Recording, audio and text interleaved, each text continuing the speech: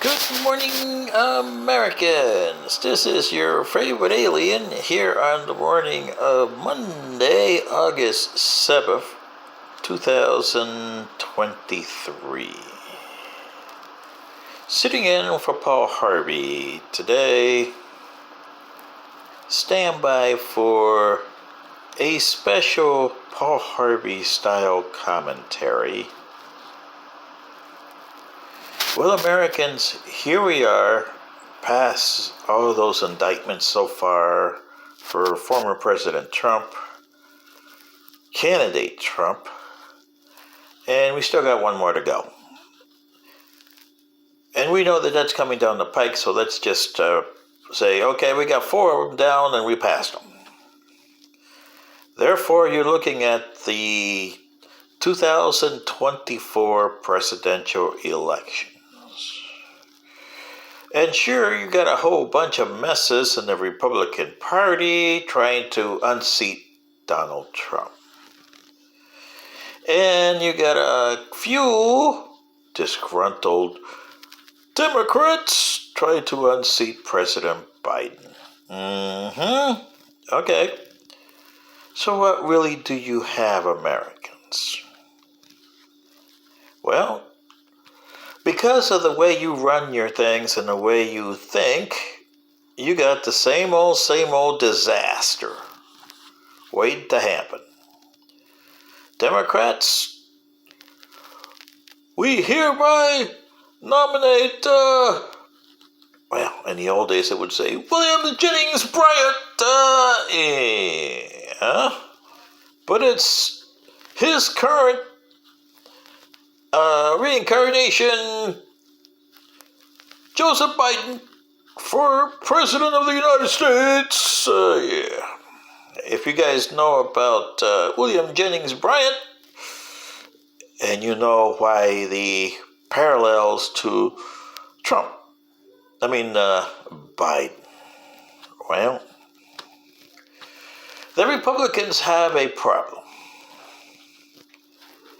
Because they're going to renominate Donald J. Trump, but it's going to sound awful familiar for some of you 90-year-olds who's going to say, we nominate Wendell Willkie.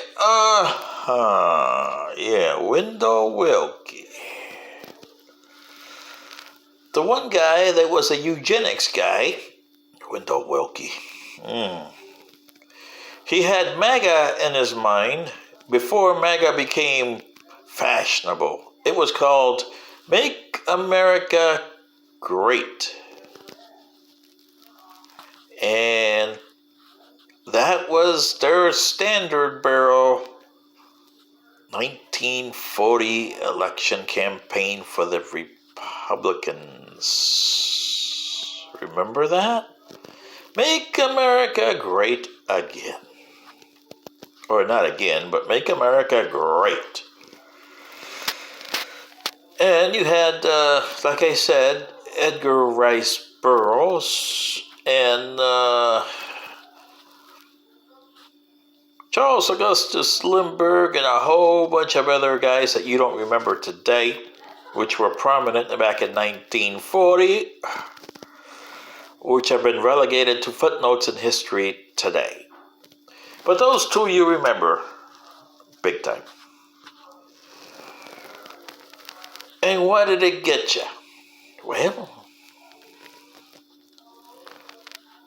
in 1940, a certain guy who used his vice president to further his agenda and take the nomination away, who stole it, by the way, and you can't say any different because history proves right. Franklin Delano Roosevelt stole that nomination from his vice president, Mr. Gardner. Oh boy, poor Mr. Gardner. Yeah, You get me, Americans? He stole it. But we don't say that today, do we? That's a Trump word. We can't say he stole it. Yeah.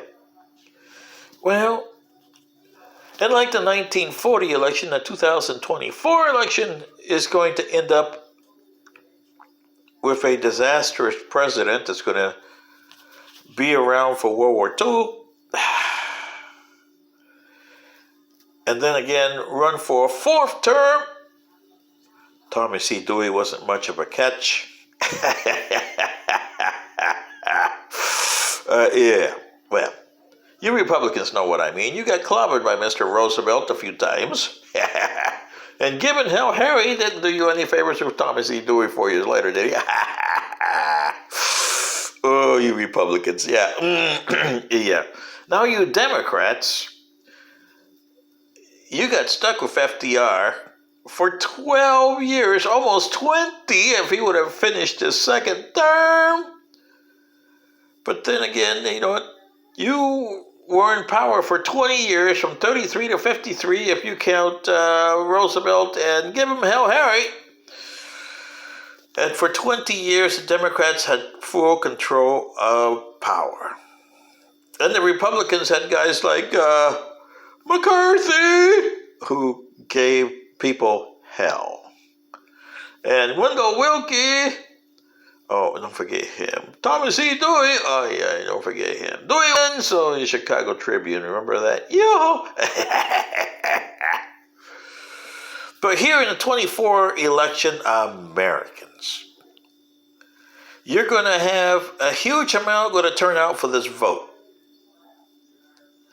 Last time, it was what, 78 million to 70 million or so there that voted. Biden got 78 million, and that was a protest vote because they didn't like Donald J. Trump. And Trump got 70 million, and 40 to 45 million of those are ardent, right-wing, Trump never say die Trumpers. And they're still around. I don't know if you'll get another 70 million, but it's going to be a high vote. And it's to do with you so-called independents. Now that you've seen both administrations, what are you going to do? There is no other choice to make. But you can make a choice. You independents can show your vote by voting for Clem Kadira Hopper as a third-party candidate. Just write him in. Clem Kadira Hopper.